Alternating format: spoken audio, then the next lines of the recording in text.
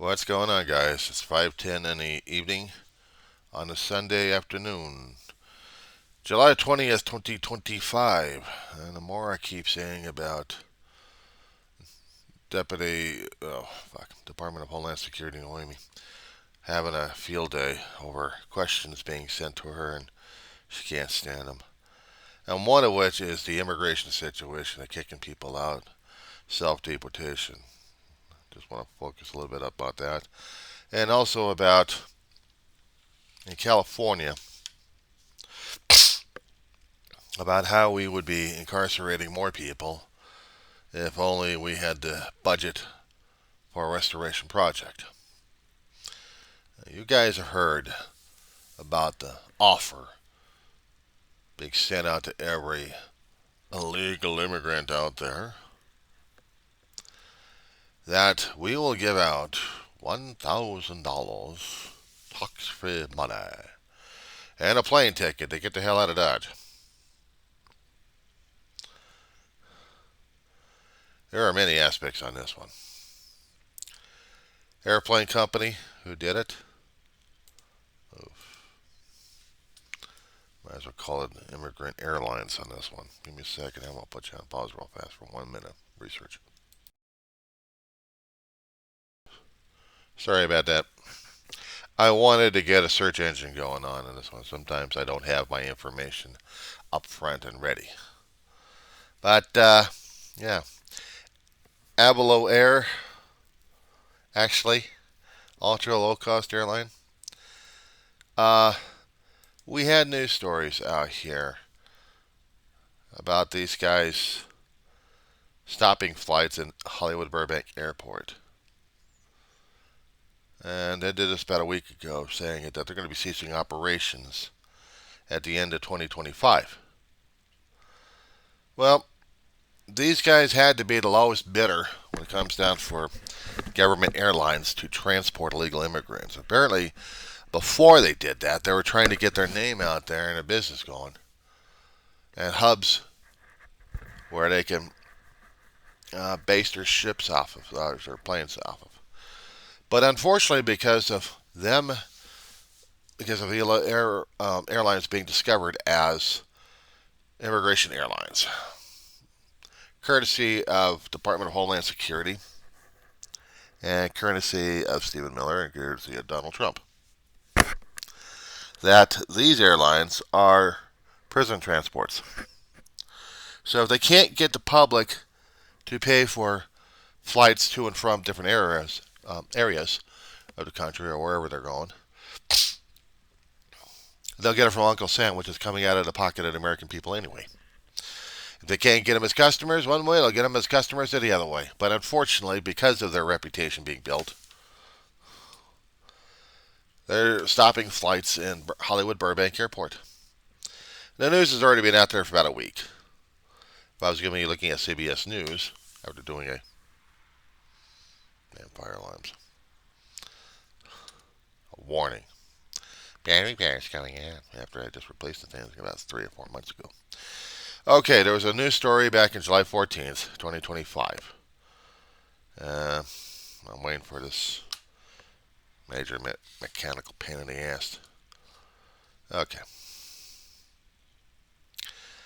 In August, they will be closing its hub in Hollywood Burbank before eventually ceasing Southern California operations by the end of the year. Gee, isn't that nice?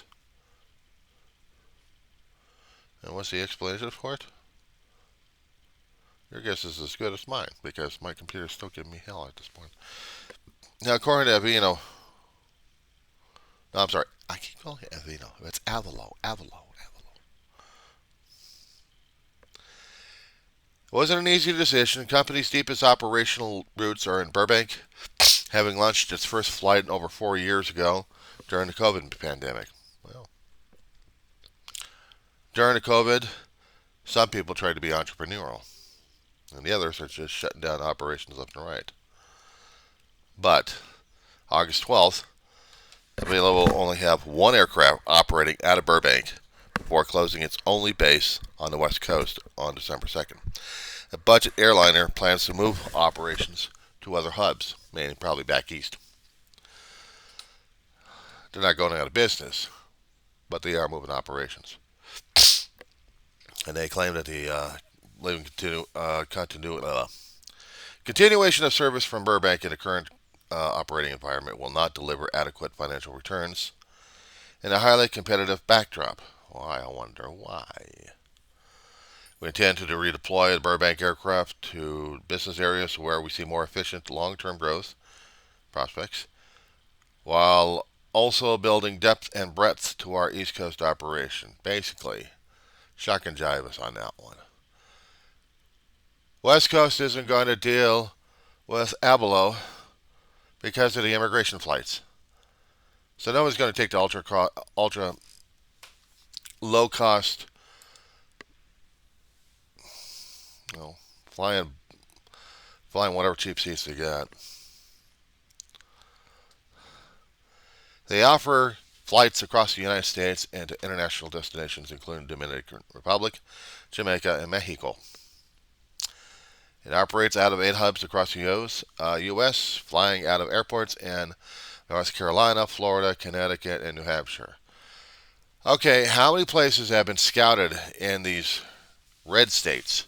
North Carolina, Florida, Connecticut. I'm not quite so sure about Connecticut. And New Hampshire. Well, it's also not, isn't it? How many places have immigration centers? And where can they drop kick them at? International flights. Dominican Republic, Jamaica. Sounds commercial, touristy, right? And Mexico. Should have been touristy, but if you get the hubs out of, or more than North Carolina and Florida, you'll be getting them in Central America and South America. And if they do international flights, maybe a long-term flight to the continent of Africa. Sure as hell ain't going to be Europe. Do a dump out there.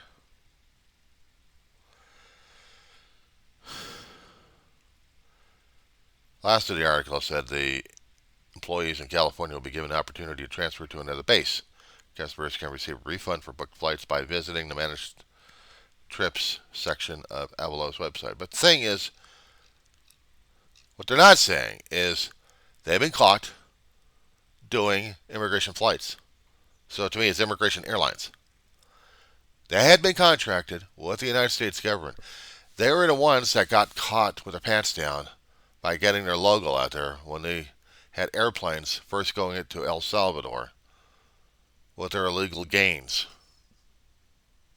which means people getting ripped off the street, shoved into an airplane, and drop kicked to some other country without due process. So there's no way Avelo Airlines can get rid of the stigma of being Donald Trump's airline, of getting rid of people. Not to mention Stephen Miller's airline. Not to mention Christine Noem's airline of choice of illegal human trafficking that the United States has graciously done and offers you illegal immigrants out there 1,000 United States taxpayer money coming out of our pockets to shove your ass on a plane and drop kick you somewhere else. And they're going to be shutting down Hollywood Burbank Airport. Good. Bye. Gone. But what other airlines in the West Coast, I wonder, are going to be doing the same damn shit too? Which other companies are going to do this for the federal government on taxpayer funding to do human trafficking?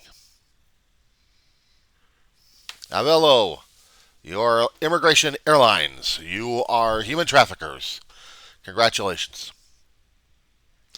That wasn't bad enough. Do you have any food to spare? If you do, there's hungry people across the world. I'm sorry, if you're going to be sending it through USAID, forget it. All the extra food that we actually stored for USA, spoiling as it is, well, it's going to be burned out of its misery, by over 500 tons worth. And what was the estimate? So I was researching here. It would be about a week's worth of hungry kids going through food just to survive 1 week. The problem is, once we get the damn thing processed, we have an expiration date on the thing and a time limit. Every time we had these things going on, our farmers were getting subsidies for them. They're getting paid out of the U.S. taxpayer money to help feed people across the waste. And yes, people probably had a field day over this stuff. But farmers who also grow other things other than USAID food, also food to feed the country here in the United States. So they were trying to survive one way or another. Now, I'm not blaming the farmers for this one here. Because, yes, there are other countries who cannot feed themselves. And they starve. It's a humanitarian crisis. It's something that we have to think as humans of helping another neighbor out. Builds good relationships. But other people say, no, it's for us. It's only for us. Well, if we do an enclosed environment in our country here, we close up every other deal out there, and we think we're going to be making the best deals. Everyone else is going, United States, back off. You are no longer able to deal with our country and for our dealing over here. You're unfairly dealing with us, so you fuck off. That's basically what Trump did to us. And we voted the bastard in his administration. And no, I'm not letting anybody else off the damn hook on this one. It's going to be tagged that U.S. voters voted in the regime change. And yes, I will still blame them, even after Trump gets out of office, because if we screwed our country worse off than anything else we've done, we have to bear the brunt of it, and the shame of it, and the guilt. Deal with it. So I don't know how you're going to scrub that one off. If you're Californian, and you think that you've got places to visit, and you think you're going to be in luck, well, you want to go to Alcatraz and live there? I shit you not. The United States government, through the Trump administration, is making determinations of how much it costs to get Alcatraz Island in the Bay Area workable. Does anybody know the history of Alcatraz? Well, you can go to Britannica.com or Wikipedia. But it used to be a military base. It used to be a lighthouse in the mid-19th century. And a military fortification and a military prison. But then, 1934, and I'm reading this off of Wikipedia, by the way, it was converted into a federal prison. Because of the cold water and strong tides, nobody could escape it, right? Or nobody could challenge it. There were stories about 3 guys who did. Never recovered them. But that was the reputation that they actually had.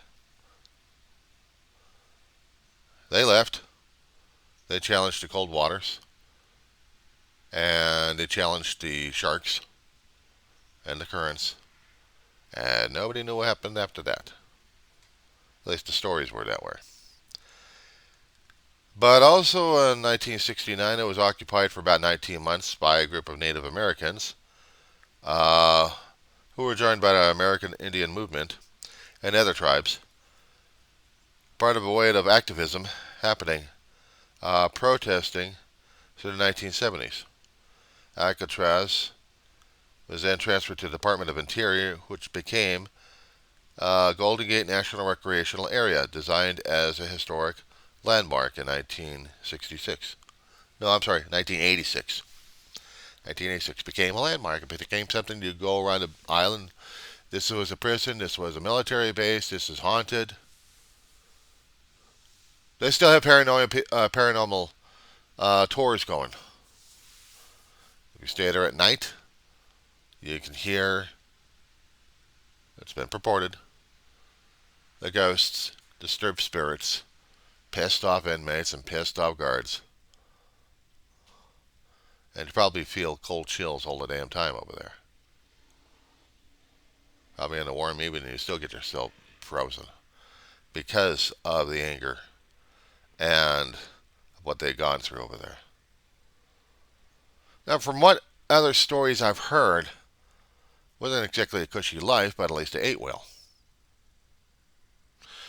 There's a gentleman out there that does cooking and history. Probably heard of Max Miller. He has stories he's sharing with the public about how life was on Alcatraz. They say ate better than the land-based counterparts. But because of the deterioration in the weather out there, not to mention the salt content, it's deteriorating the buildings and the foundations. It's basically turning it into a pile of rubble. For long-term exposure, oil over a century, it's crumbling. But someone had a burr up their ass of trying to spend billions of dollars to repair this place. Probably get better construction material or probably replace the buildings with something else. But it'll cost taxpayer money to do that. And if the ghosts are still there, if they're not trapped in the concrete or steel, they'll probably haunt the damn place. I hope they do. I hope they do. Because that'll show them that this place is not suitable for habitation of any kind, of any time. Even if there was a camp out over there, they'd be freaking out because of the damn ghosts. But that's not just it. Billions of dollars for a crumbling place, and they want to put long-term people in there? This is like doing the Alcatraz thing each state.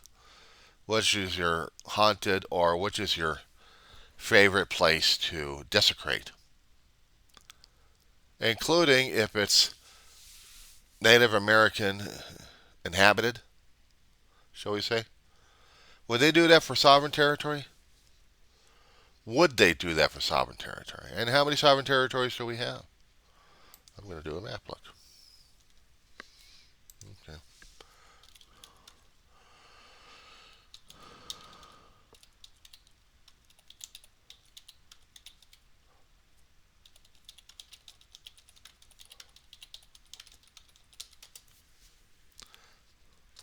So I typed out map sovereign Indian nation currently in the United States. Spelling may be off. But even Wikipedia will have something on it, not to mention the maps. So if you want to do that yourself. I came up with Wikipedia. I came up with other maps. Department of Interior. Map of Indian lands in the United States. I wanted something to research and to hold on to. Because in Wikipedia there is a bit of a graphic in there of what territory we have for sovereign Indian nations in our country still to this day. I'm doing it for research. But looking at this, the largest concentration would have been in the northeastern quadrant of Arizona. And isn't the Grand Canyon somewhere located near one? Not to mention there's several in Montana, maybe a few of them out in Idaho. Not many prevalent out here or in larger concentrations in California, very little. But Arizona is more full of it. New Mexico has its own amounts over there. South Dakota majorly. Tribes out there would be ticked off if any one of their areas are crossed without authorizations or permissions. Worse off if they actually had any U.S. territory within them, and they probably don't, but if they do, would it be acceptable for an Alcatraz type situation? Just to house illegal immigrants?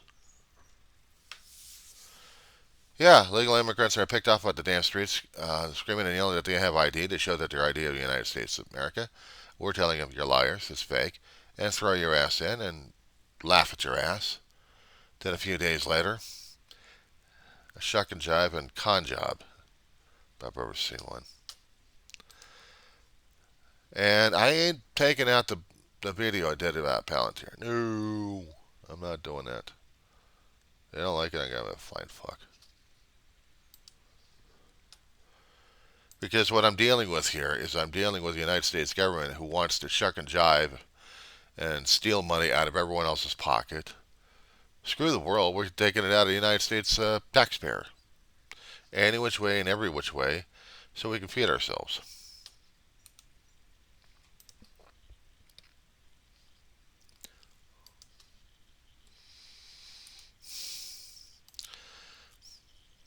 You know, before we did this European Manifest Destiny Conquer crap going on, I'm looking at one particular Native American site that had hundreds, over 100, looks like, of tribes out there, of nations of themselves, before we got into it. Many more up in Alaska. I don't know. Do you think Alaska would be next? Cold, big enough territory, Yukon territory. We had laws passed to make Alaska open season for drilling, for oil exploration.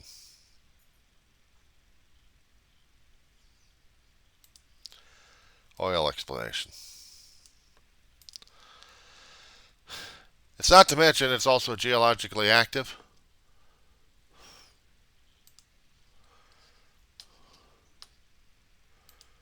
Here's one thing that's an ugly thought, and I'm going to share an ugly thought with you.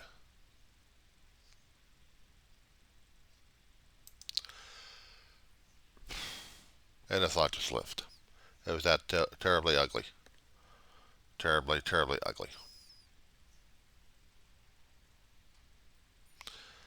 You build something out there in Alaska, and it's going to be shaken down because of the geologic activity out there. True.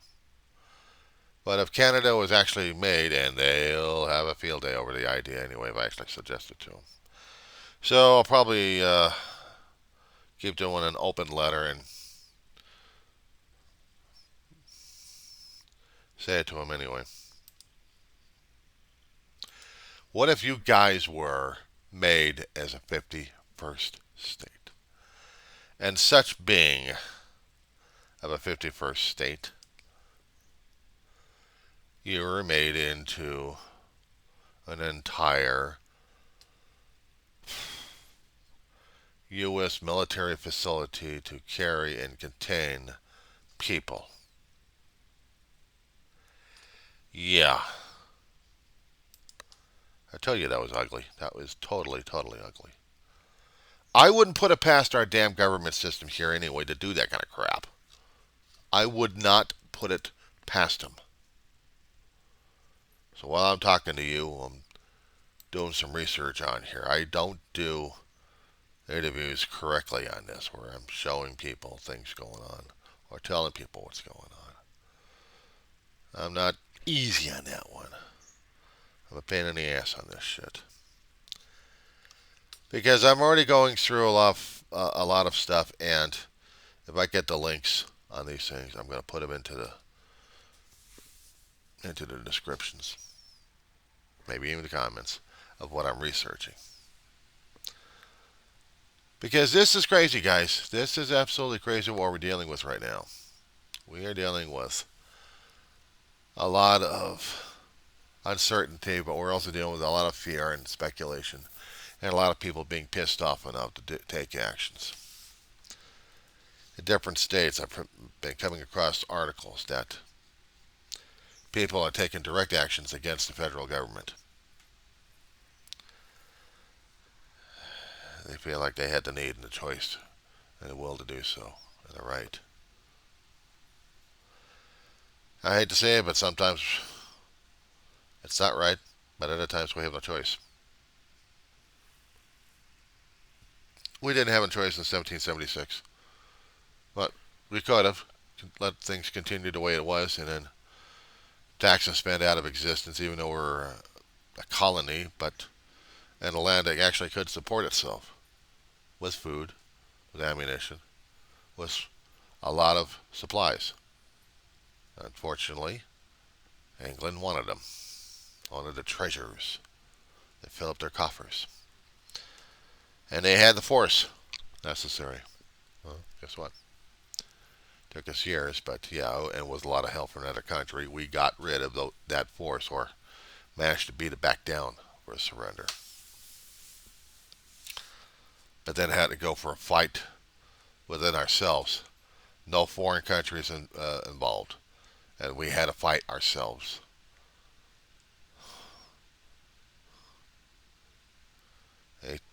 1860. And we've been fighting ourselves ever since. It's no difference. Every other country does it, one way or another. But this is what we're doing. That's what I wanted to get off my chest.